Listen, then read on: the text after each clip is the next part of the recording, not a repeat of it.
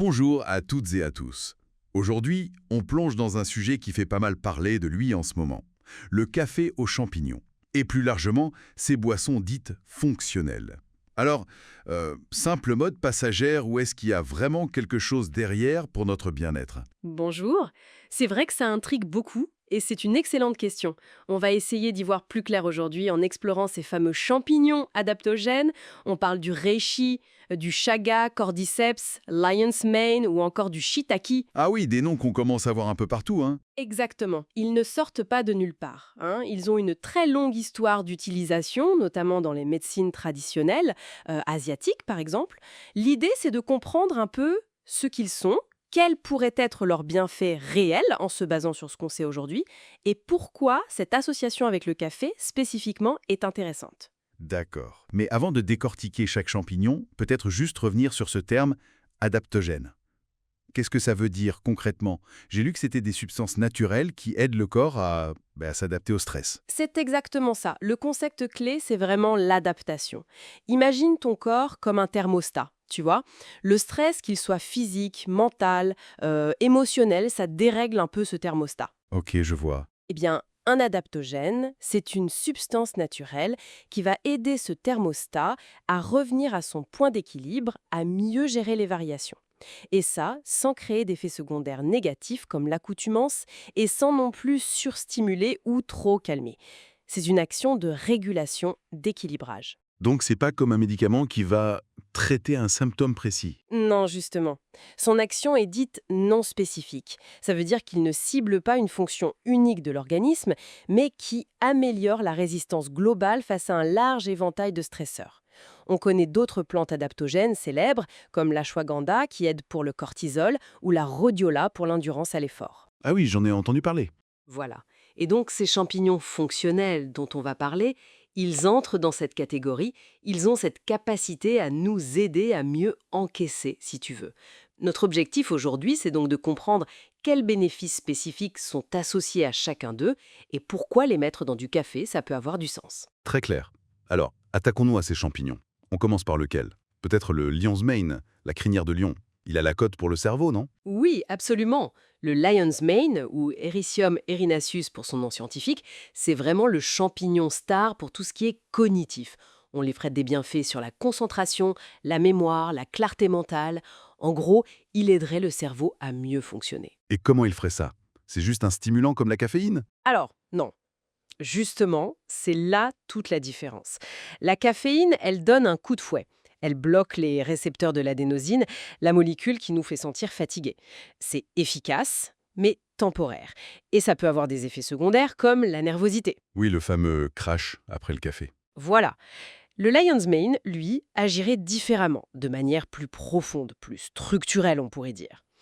Les recherches, notamment in vitro et sur des modèles animaux, suggèrent qu'il pourrait stimuler la production de facteurs de croissance nerveuse comme le NGF, Nerve Growth Factor, et le BDNF, Brain Derived Neurotrophic Factor. NGF, BDNF. Qu'est-ce que c'est que ces bêtes-là? Ce sont des protéines essentielles pour la survie, la croissance et la maintenance des neurones. Le NGF, c'est un peu comme l'engrais pour les neurones existants, et le BDNF, c'est crucial pour la neurogénèse, c'est-à-dire la création de nouveaux neurones et de nouvelles connexions entre eux. C'est fondamental pour l'apprentissage et la mémoire. Ah, d'accord.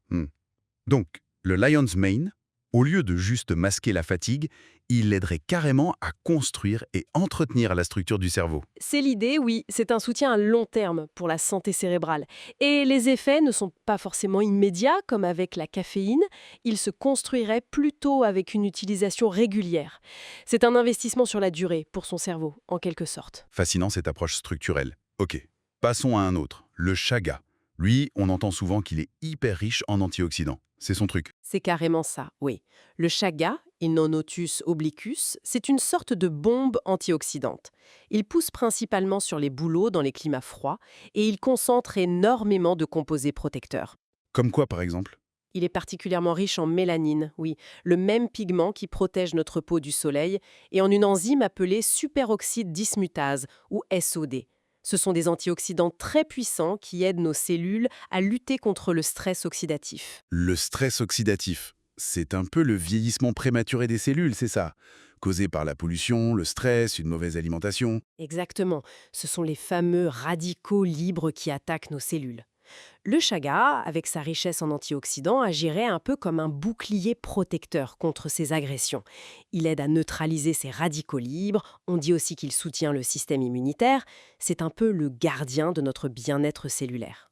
Un bouclier, j'aime bien l'image. Très utile dans notre monde moderne, j'imagine. Tout à fait. Par contre, une petite note importante concernant le chaga. Il contient des composés qui pourraient avoir un léger effet fluidifiant sur le sang.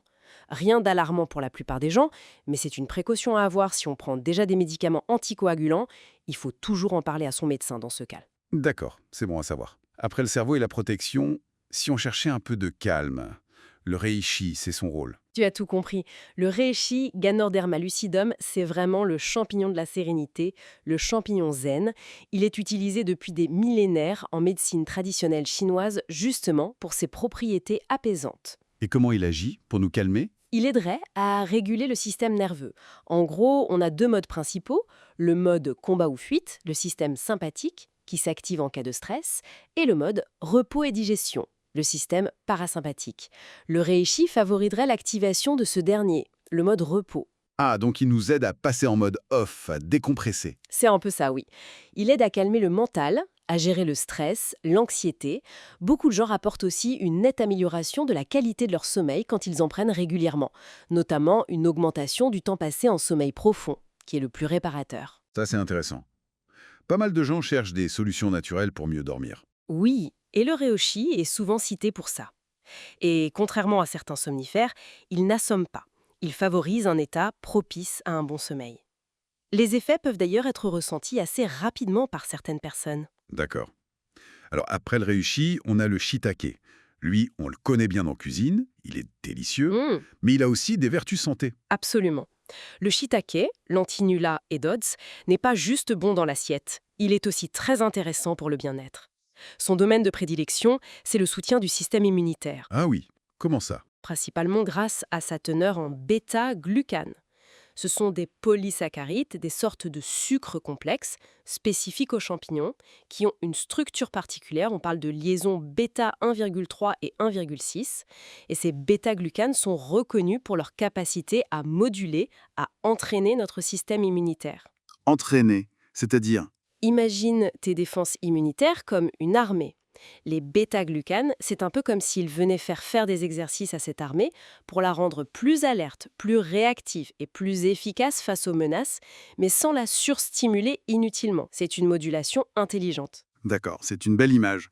Donc pour renforcer ses défenses naturelles, le shiitake, c'est un bon allié. Oui. Et d'ailleurs, ces fameux bêta-glucanes, on les retrouve dans tous les champignons fonctionnels dont on parle aujourd'hui.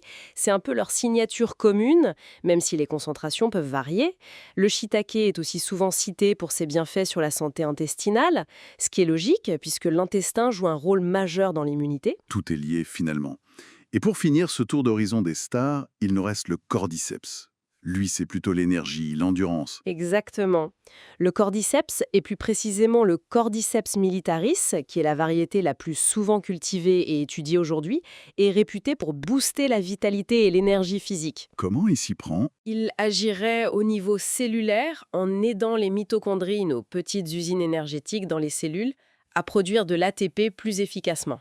L'ATP, l'adénosine triphosphate, c'est la principale source d'énergie directe pour nos cellules. Plus d'ATP, plus d'énergie disponible. Logique. Oui. Et il améliorait aussi l'utilisation de l'oxygène par le corps, ce qu'on mesure par la VO2 max. C'est pour ça qu'il intéresse pas mal les sportifs qui cherchent à améliorer leur endurance et leur performance, mais c'est utile pour tout le monde qui cherche un coup de pouce niveau énergie au quotidien. D'accord. Donc, si je me sens un peu à plat, le cordyceps pourrait aider. Ça pourrait être une piste, oui. Par contre, petite note importante, comme pour le chaga, le cordyceps a un effet plutôt stimulant, énergisant. Du coup, il vaut mieux éviter de le prendre le soir, car certaines études suggèrent qu'il pourrait interférer avec la production de mélatonine, l'hormone qui nous aide à nous endormir. Plutôt un champignon du matin ou du début d'après-midi. Ok, logique.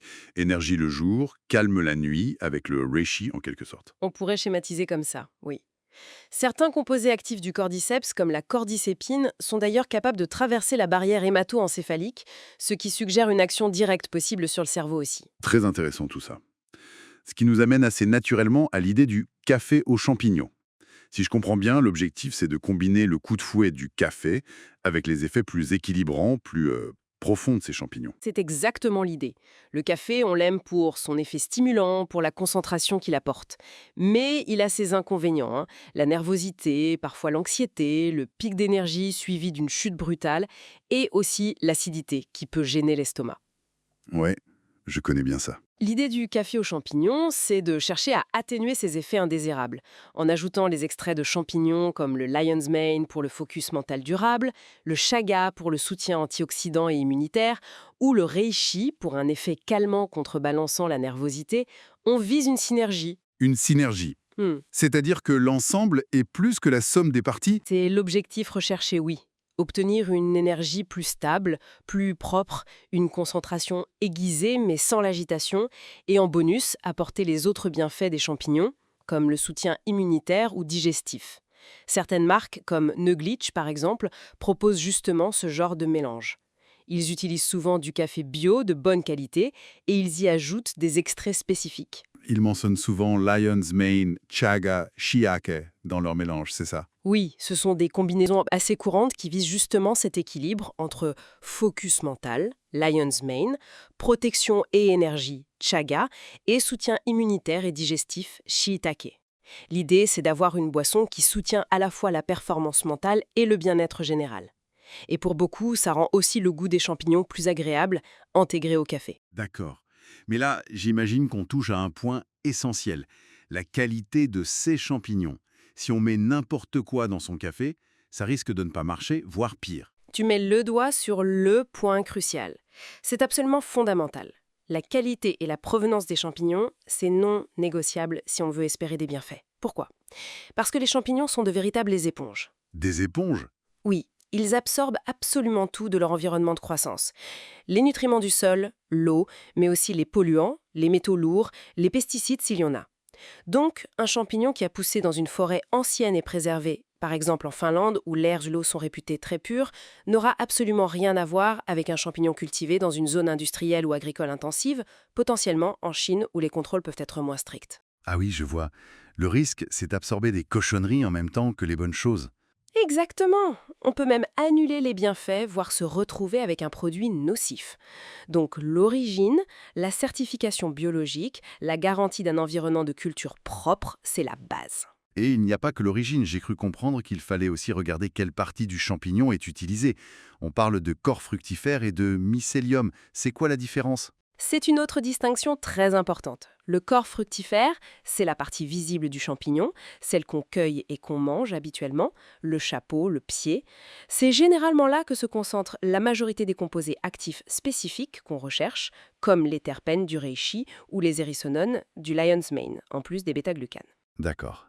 Et le mycélium? Le mycélium, c'est la partie souterraine, un réseau de filaments un peu comme des racines. C'est la partie végétative du champignon.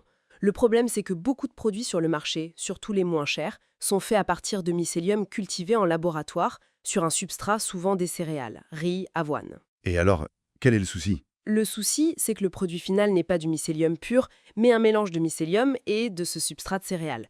Du coup, la concentration en composés actifs du champignon est diluée, et on se retrouve avec beaucoup d'amidon venant des céréales, ce qui n'est pas du tout ce qu'on recherche. Ces produits sont souvent étiquetés mycélium en grain, MOG.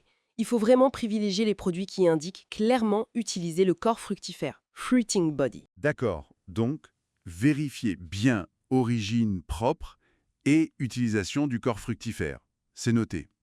Mais même si on a ça, est-ce qu'on peut juste manger le champignon séché et réduit en poudre? Alors, ce serait mieux que rien, mais pas optimal. Il y a une troisième étape clé, l'extraction. Les parois cellulaires des champignons sont constituées de chitine, une substance très rigide que notre système digestif a beaucoup de mal à décomposer. C'est la même matière qu'on trouve dans la carapace des insectes, tu vois? Ah oui, d'accord. Pas très digeste, effectivement. Voilà. Et beaucoup des composés bénéfiques, notamment les bêta-glucanes et certains terpènes, sont piégés à l'intérieur de ces cellules. Si on ne fait pas d'extraction, on ne va tout simplement pas les absorber. Ils vont passer à travers notre système digestif sans pouvoir agir. Ce serait dommage. Et comment on fait cette extraction alors? La méthode traditionnelle et la plus courante pour obtenir un spectre complet de composés, c'est la double extraction. D'abord, une extraction à l'eau chaude qui permet de récupérer les polysaccharides hydrosolubles comme les bêta-glucanes.